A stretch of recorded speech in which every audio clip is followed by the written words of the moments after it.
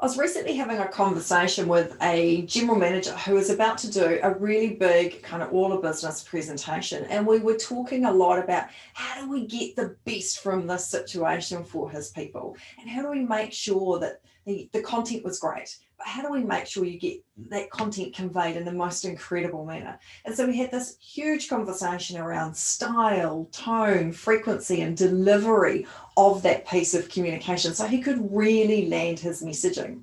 I caught up with him afterwards and he said it was awesome.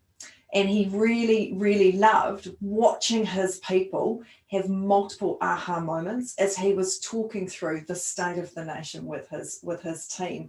So welcome to episode 4, which is all in our whole series has been around building communications into your culture. This episode is highly focused on uplifting your delivery in your communication style.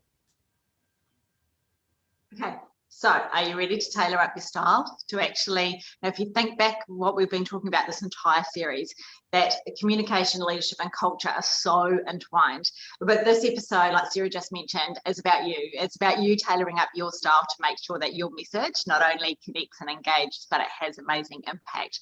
So here is my first one, and my first tip to you for this week is actually be agile. Now, to be agile, think Wimbledon tennis player. You know, your feet are always moving when you're playing tennis. You know, you're never standing still. Same thing with great leadership. Same thing with a great communicator.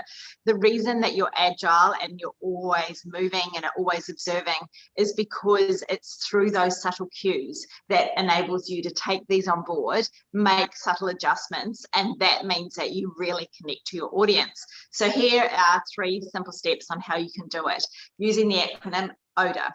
ODA. So first up, observe, you know, always be scanning that room and checking and picking up those subtle cues. The second one is digest that information. You know, when you've got that amazing information coming at you from verbal and non-verbal cues, that enables you then as the communicator to take them, change it up a little bit. And then the third part, adjust your style and then communicate back. So that's just a really simple 3-step process that will enable you to be agile, but will increase your effectiveness of your communication tenfold, but it will also increase your impact as a leader and shape the culture you desire. So just very quickly, ODA, observe, then digest the information, and then adjust your style accordingly.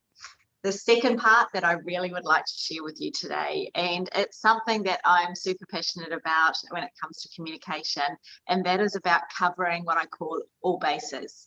Now, when you cover all bases, what that means is that when we're talking about tailoring up your style, then it means that you look at your verbal, your non-verbal, that you're actually giving off in your messaging. Now, a really, really easy way of doing this, you know, if we are thinking about what we're giving across verbally, that is in regard to our voice, in regard to the inflection of our voice, the speed, the use of pause, you know, all of those sorts of things. But also with verbal, it's actually, you know, it is that beautiful piece of silence. You know, people are scared of silence, but when you actually pause and are silent for a moment, it's phenomenal how that can actually give people thinking space to actually digest the information that you're having. So there's so much, you know, your volume of your voice, the speed of your voice, like I've just mentioned. So there's also the non-verbal cues that you're giving off though too, isn't it? And so those are the amount of eye contact you're making. It's the gestures. It's your, you know, the actual movement that you're putting into it. It could be your subtle facial expressions. So what I'm going to get you to do this week is something that I have had the most phenomenal transformational results from. It's called Playback. Okay, now you will hate it, I know, and I guarantee you probably will hate it to start with, but then you will create the biggest love affair with it, and that is the playback. So what you do is you put your video on your phone and you record your next message. So you're on video and you've actually got your voice being recorded, and then you do what we call playback. So this is your action for the week. What you do is you listen, you play back your recording where you're watching yourself and you're listening to yourself and you're watching everything, okay? And you write down 2 things you'd like to improve and 2 things you're really great at. Then you play it back again. But this time you turn off the actual visual, or you turn over the phone, and this time you just listen to your verbal communication and the audio of it. Write down 2 things you did well, 2 things to improve. Third way is you do the opposite. Turn off the audio, only look at the video.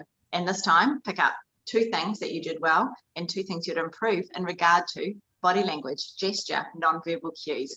Amazing, transformational action for the week. Hope you enjoy it. And I'm just going to pick on what Kirsten said with that video piece, because when we think about our communication style, particularly in the workplace, we can do things in lots of ways where we're talking to our people. They can be in a written format, they can be in a video format, the verbal, the non-verbal, all of those different styles all frame and shape what our communication is going to look like. And I'm just going to tap into Daniel Goleman's leadership styles. And we've spoken about him in the past, and we keep going back to him because it's so important. And it frames up beautifully the different styles that we can use at different times with our communication in the workplace. And we do need to, and Kirsten's used this word before, we do need to pivot and adjust when we're looking at which style we're using. So very quickly, just going to roll over his 6 leadership styles. The first one is pace setting. So we're talking about doing things my way, and this can lead to high performance. You do need a really well grounded performing team where there's high trust, but this do it my way can bring on that high performance structure with your team. We have that commanding style, and we caution the use of this. It is for those emergency or crisis situations, and we don't like to be in those too often, but it shouldn't be used too frequently because it's very much about doing it my way. The third one is around that visionary, and often those state of the nations conversations, like I spoke about earlier, it's about bringing those people on a journey and sharing purpose and really feeling that sense of connection, that they've got that belonging and they're part of something moving forward. The third style that Daniel Goleman has is around that affiliative, and that's that people first, task second. So we're bringing them on the journey. It's a little bit visionary-like, but quite different, because we're actually trying to bring everyone together and get them moving on that same path. We also have the democratic style, which is around getting people together, particularly with problem-solving opportunities, and actually nutting out how you might move things forward democratically as a team, and actually with consensus for everyone. And the last, but certainly not the least, is that coaching environment. And as leaders, we're probably likely in this space more than anything else, because we're partnering with our people to grow and develop and really get the best for them along their journey. So my tip for you, or my action for you this week, is just map out, where do you spend most of your time, and where would you like to be spending most of your time, and what can you do differently? Our 4-part series has just come to an end, and this whole series has been about how do you build communication into your culture. Each episode has been action-packed, full of practical tips and tricks that you can implement immediately to improve and embed great communication that will give traction, increase your business results, increase engagement with your team, and create your presence as a leader, where people not only want to be led by you, they want to listen to you, but they also will create that amazing culture that everybody wants to work.